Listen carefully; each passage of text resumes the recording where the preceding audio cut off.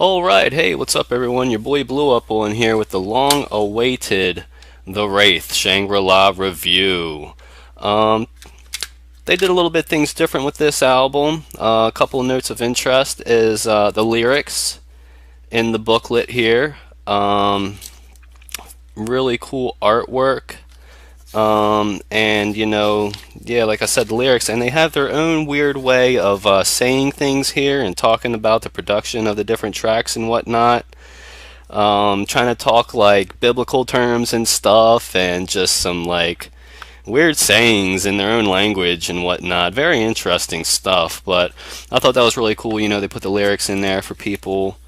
Um, and Yeah, no real story to the Wraith like all the previous Joker cards, but they did have the story dedicated to the Butterfly, basically talking about why what one of the main things that inspired Violent J to create ICP. Which I don't know if I'll be reading the full story, but I'll just kind of sum it up for you if you didn't already know about it here at the end of the review. So yeah, I guess let's get to it.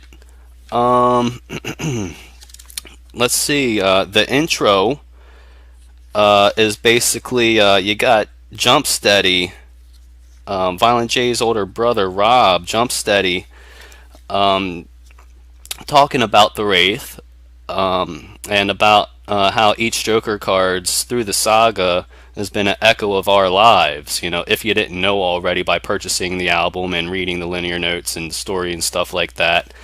And then it goes into Violent J talking about during the Walk into the Light intro, talking about just inviting people to everything that they do as artists. Introduce. It's kind of like an introduction to check out their previous albums, kind of like with their reverse talking ways, the way that they do things, and yeah, it's just welcoming people and talking about different things like just having love for the fans of the Juggalo family and whatnot. One of my favorite lines is where he talks about how he had ninjas in his backyard wearing anybody killer paint. And if you read his biography, Behind the Paint, he talks about how that was a real story, and he actually had kids stalking him. Um, just some obsessed fans, in his backyard wearing anybody killer paint and this and that. And he inevitably had to move because they were breaking into his house and they were stealing things and whatnot. But I'm getting a little off topic. But yeah, the Walk into the Light intro was really cool to set the mood and tell you what they're all about and stuff. And then the Welcome to the Show track, um, getting a little upbeat there with it. Good track to get the album started. And again, just welcoming you to what they do and letting you know what they're all about, having fun at shows and enjoying life and whatnot. Very catchy tune there. On to Get You Wicked On is just the clowns basically flexing their skills. Just a good upbeat, get her going track, just fun to sing along with and whatnot. And then on to the Murder Rap, another really catchy track, just some wicked shit there. And it's a clown love tribute to the rap legends Above the Law. It's actually a remake of one of their songs. On to Birthday Bitches, is a wicked track. I was sitting there trying to find meaning in it. Like, a birthday is something really happy for most people, that most people do like to celebrate.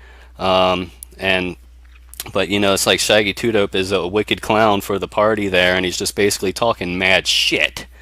Uh, so I don't know. One could say when with my theories of trying to find meaning in songs that you might not originally think have meaning. Maybe some people really like that song more because they don't believe in birthdays. Like, shut the fuck up. It's just another goddamn day. What makes you so fucking special that we gotta sit here and blab on about you and give you presents and have a happy little fucking party for you and shit? But good catchy track there nonetheless. Blam is a fantasy tale about Violent J getting uh, um, a genie in a lamp. It's basically just like a daydreaming song, like, wow, I'd wish for this, I'd wish for that. But then, they basically tell you the moral of the story at the end. ABK says, and I quote, "The moral of the story is those who never had shit, blam, and then get shit, need to get shit. So if you got shit or you need shit, get some shit." Yeah, it's just basically saying you can't sit there and daydream your whole life away. It's good to have goals and whatnot, but you got to act on it. You got to blam, get up and do something about it. You can't expect everything to be handed to you. It Rains Diamonds is basically talking about, heaven on earth, basically what Shangri-La originally was, with the Tibetan monks, a place, heaven on earth. Just anybody can have heaven on earth, if you stay positive and you set some goals and you do things and just have good karma and whatnot. And then it will also rain diamonds for you. So that's a good moral to that story, to that song there. Really good track too. Then of course you have the secret song, which is attached to the end of it, bitch slapping, which basically means to me, don't let anybody, push you around or tell you what to do. Do what you feel in your heart and don't be a pushover. You know what I'm saying? And it's a good wicked track too. It bumps, got like an old school feel to it and whatnot. But don't go literally bitch slapping people. But stand up for yourself and try to do what's right and what you feel in your heart. Thy Staleness is a track, basically ICP apologizing for, I guess, being so repetitive, just always talking about, murder and whatnot. And it's just basically they're doing the same thing over and over again, just in a different way and whatnot. And I guess any one person could also relate to that. Like you're just like stuck in a certain way of living. Things need to change. Which is originally what all the Joker cards are about, taking a look at yourself, realizing there are some things you need to change, and taking the steps to change that, of course, with the help of the Juggalo family and the Joker cards, and, the message of the Dark Carnival. Hell's Forecast is a wicked track, just a taste of what's to come if don't change, and if you continue to live a horrible, sinful life with no morals, virtues, and just being a greedy freaking prick your whole goddamn life. Excuse me. But yeah, it's a wicked track. Some dope shit. Then on to Juggalo Homies, which is, of course, about your friends. Your homies, your immediate homies. Just like, just taking care of your good friends, hanging out, being there for one another and whatnot. Like I always say, the Juggalo family is so big and there's a bunch of different people in it. And yes, there are going to be some assholes, some people that, don't really get the message yet, but hopefully you'll be a good Juggalo and try to help point them out to the light, maybe, but it's just like, you don't have to like everybody in your blood family. You don't have to agree with everyone in the Juggalo family. Because there's a lot of jugglers that don't even believe in the family. They're just some freaking arrogant pricks, you know what I'm saying, that are just out for self. So, and that goes against everything that the Juggalo world is about. But, Juggalo Homies is just about, being there for your close, immediate friends. Like we may be Juggalo family, but until we get to know each other, then maybe we can become homies. But I ain't going to trust any old Juggalo off the street. It's my 2 cents in the pile about that. Ain't Yo Business is, of course, talking about, hey, stay the hell out of my business, worry about yourself, Yes, I might have some issues, but I'm currently working them out. I don't need your fucking help, bud. Just a really catchy track, too. And just basically, yeah, like, I'm gonna do me, you do you. Good track. And then, of course, the supervillain secret track attached onto that. they threw in there to promote the new group that didn't really take off. The supervillains. Catchy track there. Some cool freshness hidden up in there. We Belong is, of course, talking about how we're all different, and we all belong in this Juggalo family. And us Juggalos, we're people too, and we have our spot here, and there's nothing you can do about it. Get over it. We belong. Love that track.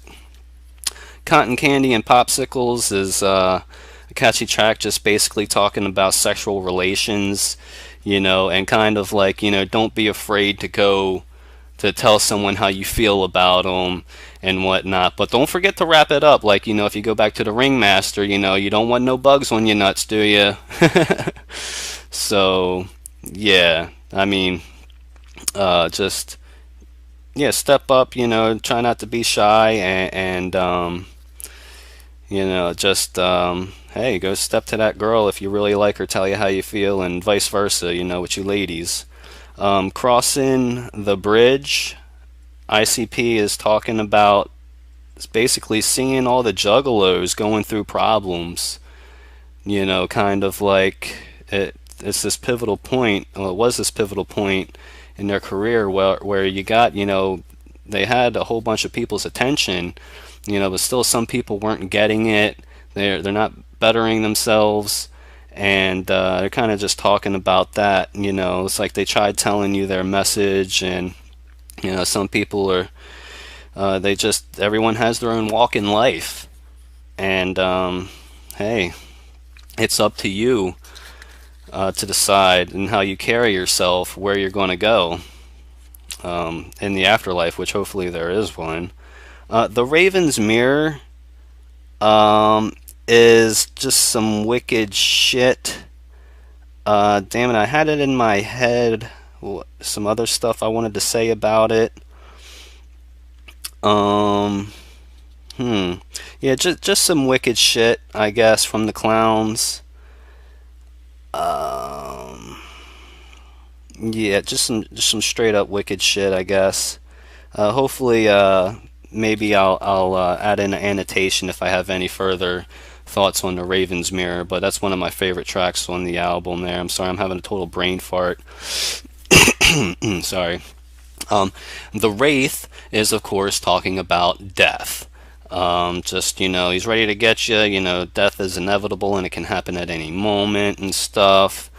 And, it's just a reminder, hey, death is a part of life, and there's nothing you can do about it. Have a nice day. And then, of course, on to Thy Unveiling, where they just plain lay it out on the table for you. They tell you that there's going to be no more reverse talking. They're letting you know that, yes, their message has always been about God, if you didn't get it already, because, there are a bunch of crazy juggalos in the Juggalo family, and some just are just into the crazy zaniness and going to shows and all that good happy crap, and just the shock value of it. But ICP reminds you that they are about God, and if you didn't get it, then they're not sorry if they tricked you, because the messages and hints were always there, although most never picked up on them. Most never picked up on it. It's just kind of like for the chosen few kind of thing. But to wrap it up, the story dedicated to the butterfly, Violent J and his older brother as children had caught one of those big old beautiful monarch butterflies, and they kept it overnight in a jar, and it ended up dying. And they were so sad about it that they gave it a little funeral and whatnot, and they promised each other that they would get to heaven one day and apologize to that butterfly. So the moral of the story is just appreciate life, do what you can to better yourself and to have a good life, and then so you can have Shangri-La, heaven on earth, and also hopefully there is an afterlife and you can go to the real heaven. So, alright, thank you. Please don't forget to rate and comment, check out my other reviews in the playlist, and much clown love, Juggalo family. Hell's Pit coming soon. Whoop whoop.